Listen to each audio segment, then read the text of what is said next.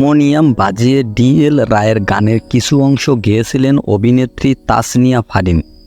ওই সময় তার গান গাওয়ার একটি ভিডিও ক্লিপস ফেসবুকে ভাইরাল হয়। ফারিনের ভক্ত অনুসারীরা গানটি বেশ পছন্দ করেন। ভিডিওর নিচের মন্তব্যর ঘরে অনেকেই তাকে নিয়মিত গান করার অনুরোধ করেন। এরপর থেকে নানা সময় নানা জায়গা থেকে গান করার অনুরোধ আসতে থাকে এই অভিনেত্রীর কাছে।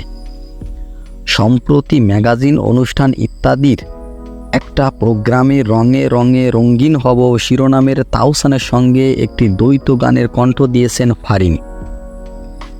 গানটি বেশ জনপ্রিয় হয়েছে। ইতিমধ্যেই গানটি প্রচুর পরিমাণ ভিউ পেয়েছে। কবির বকুলের লেখা গানটির সুর ও সঙ্গীত করেছেন ইমরান মাহমুদুল।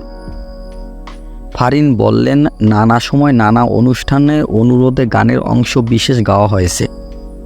সেসব গান শুনে অনেকেই গান করার অনুরোধ করে আসছিলেন। হঠাৎ করে হানিফ সংকেত দাদার কাছ থেকে এই গান করার প্রস্তাব আসে। গানটি ডেমো শুনে পছন্দ হয়। তাছাড়া গান গাওয়ার ব্যাপারে বকুল ভাই ও তাওসান ভাই আগে থেকে উৎসাহ দিয়ে আসছিলেন। তবে এমন হুট করে গান গাইব ভাবিনি। ছোটবেলা থেকেই গান করতেন ফারিন। তৃতীয় শ্রেণী থেকে কলেজ পড়া পর্যন্ত নজরুল গীতি শিখেছেন। কোনো একদিন গান করা হবে ভাবনা ছিল তার। তাওসানের সঙ্গে গানটি করায় তার জন্য অন্যরকম অনুভূতির।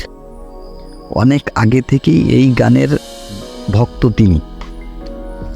এই প্রসঙ্গে ফারিন বলেন, প্রথম গান করলাম, তাও আবার তাওসান ভাইয়ের সঙ্গে। গানটির সঙ্গে সব প্রিয় মানুষ জড়িত। তাওসান ভাই তো আসেনি।